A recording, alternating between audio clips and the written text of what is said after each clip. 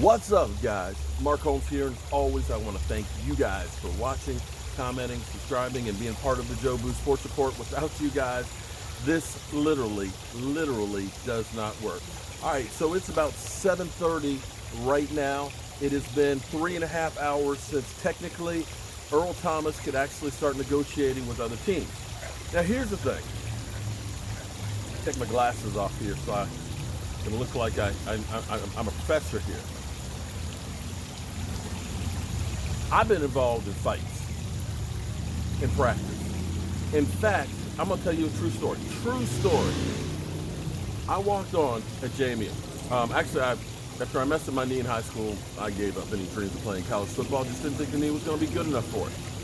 But I did really well in the spring season of track and all that. I competed in state in a couple of events and stuff. When I went to JMU, I wanted to become a captain.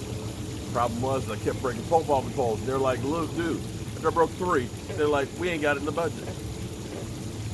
So I was still throwing shot put, discus, running the 100-yard dash outside and 55 inside. And I got recruited to play at JMU. And basically, I was a walk-on, which meant I was kind of like Rudy. I was a glorified blocking dummy. In practice, scout team, first season. And that meant you were fresh meat for the number 1s. They went off, then the number 2s. You came in, you were fresh meat for the number 2s. They went off, then the number 1s come back. You weren't getting a break. You weren't. And it was hard. And there was kind of this code that if you make me look good, we won't kill you. And I was like, F that. That doesn't do you any good. Is that what's going to happen on Saturday when you play a game? I'm going out because I'm trying to get seen. And so I'm out here trying to do stuff. And I'm making the offensive lineman look bad. Coaches cussing them out. How the hell you going to let that 225 scout team dude go by you and everything else and that, and then they get cussed out. So they get mad. And I remember in practice, like, why the hell am I going through this? Because literally, I was in like 4 fights in one practice. And I was just like, this is stupid. I used to run track. We were guys track and girls track, girls in nice shorts and everything else and everything. It was hard running. But it was a whole lot easier than just being beat the hell up day after day. And I just literally just had enough after this practice. I just kept fight after fight after fight after fight. And I was just like, as soon as this practice is over, I get to the locker room, I'm turning my shit in. I'm quitting. I'm quitting. But it was that practice that Coach Brzezicki went in on the team and stuff. And I'm just sitting here I'm kneeling down and I'm just literally just like, man, I can't wait to get the fuck out of here. And he's talking and everything else, and he was talking about heart and dedication and fire and everything else. And make a long story short, by the end of this, he said, Mark Holmes is now on the traveling squad. He's going to be playing special teams. And the game we were coming up was against University of Richmond at Old Dominion University. This was the Oyster Bowl, which was the Virginia State. They picked 2 teams to play in the state, and they played in the Oyster Bowl. And that was the first game that I got to play in college. And it was because I was out there busting my ass and fighting. So now, enter Earl Thomas. Earl Thomas gets into a fight in practice, and the team cuts him with a possibility of having to eat $10 million in dead money this year and dead money next year. There's got to be more to the story or other things that have gone on that have transpired that have said we're better off taking the hit on the money and trying to, get to avoid it and fight it than we are keeping the guy. So if the Cowboys are serious about him, and we don't know that the Cowboys are, the thing here is it's been 3.5 hours in, and so far nobody has done anything that we know of. So that's going to be interesting. So we'll be awake tonight to see if he signs with somebody. But I hope that the Dallas Cowboys do their homework and find out what's what and who's who. And if they do decide to sign him, that this has some clauses in here, behavioral clauses. You know, Earl Thomas, I don't think he's the same player that he was a few years ago. You'll remember Derrick Henry ran over him. It looked like, it honestly looked like Earl Thomas was the lead blocker. Because literally Derrick Henry just manned up and just like, get out the way, move it, get out the way, get out the way. Kind of like Dak Prescott did to,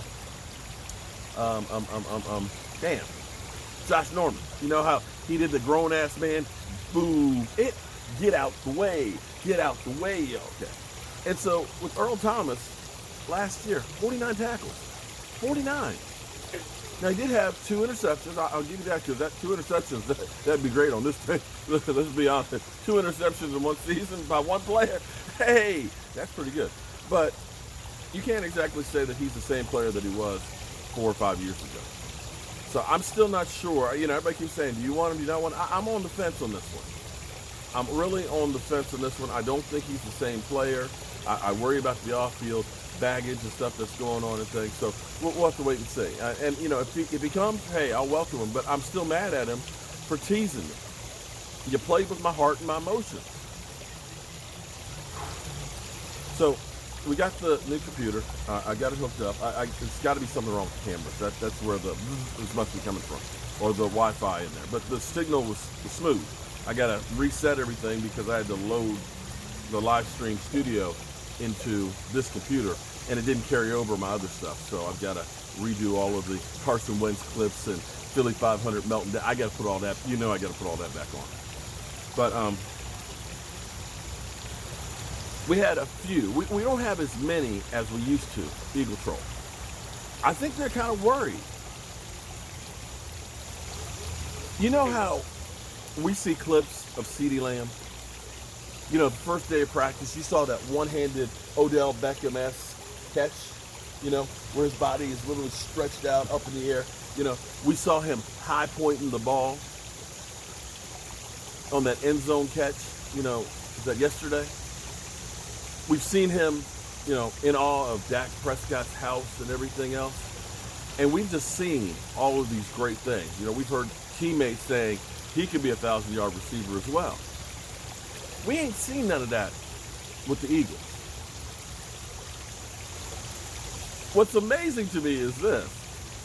One of the Eagle Trolls came in and they said, oh my God,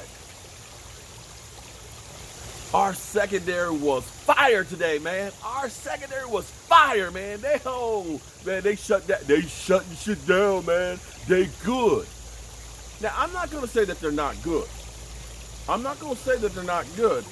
But we talking about practice. Not a game now. We talking about practice. And let me say one thing about you. I don't mean, I should just focus on my Cowboys, but I got to respond. Somebody came into my house, my live stream, and they came in and they started this, so I want to end this. I'm sure your cornerbacks look good. I'm sure they looked exceptional today. Isn't Dallas not practicing because he's got a fractured bone in his finger? Isn't Zach Ertz out with an illness or something? So let me make sure. Those two guys weren't out there, right? Those two guys weren't out there. Oh. You do realize that Carson Wentz has a love affair for tight ends. See, this is the thing that people don't seem to understand. His tight ends are like his wide receivers. He doesn't go to his wide receivers. It's not so much that he has garbage, that he had nobody out there, as some of them say he had lawn furniture out there for receivers, which is kind of true, but you had Cadillacs. You had body massagers for tight ends and a great pass-catching running back in Miles Sanders. So let me go back to this. I know you got a lot of speed. If those wide receivers, because that's all we hear. We got speed, man, we got speed. Skeets Nehemiah was pretty quick. Skeets Nehemiah was really fast, but he wasn't a great wide receiver. He really wasn't. Sorry, I got some mosquitoes biting me on the leg here. That's why I'm scratching here. So let me make sure I get this straight. You had all that speed.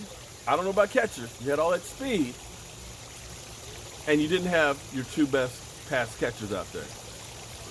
Okay. So what? It's time to feed the fish. Here, fishy, fishies. So what? How you doing, fishies? So what?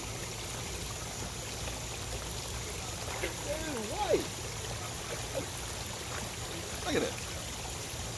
Is this the craziest thing or what? I literally got a fistful of fish. Look at that.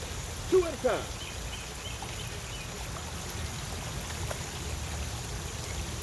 Alright. Let me get you guys some biddle. Here you go, fishies.